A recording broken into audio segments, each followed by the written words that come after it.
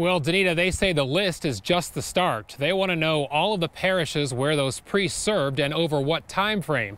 And they're calling for even more reform from Catholic leaders.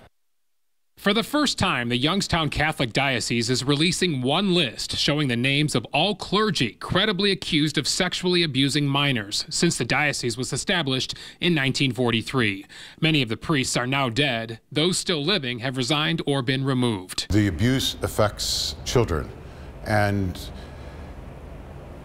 we're concerned about children, period. Father James DePrilly from Our Lady of Perpetual Help in Aurora called for the immediate release of the list last month. He was joined by about 650 church members who signed a letter asking Bishop George Murray for institutional change that will stop abuse against children. And at a certain point, after another allegation or another diocese or another report comes out, the parishioners and the faithful have to rise up. The push from parishioners came in the wake of a scathing Pennsylvania grand jury report that found 1,000 children were sexually abused by more than 300 priests. Now that the Youngstown Diocese has released its names, the names alone are not enough. Our Lady of Perpetual Help is demanding the bishop to release all of the parishes where the priests served and which years. If we are truly going to reach out to victims and make this about how are we going to help the abused, then he has to be fully disclosing when these events occurred, where these pastors and priests were at the time. Father DePrilly felt Bishop Murray was open and transparent when he spoke with about 300 of Our Lady of Perpetual Help parishioners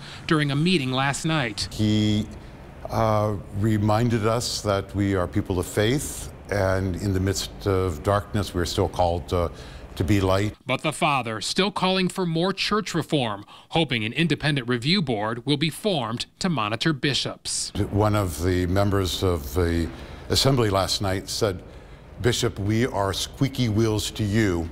We expect you to be a squeaky wheel for the bishops."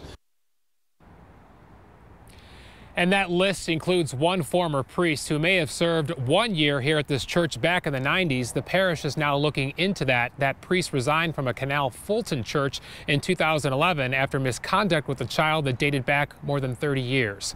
Live in Aurora, Bob Jones, News 5.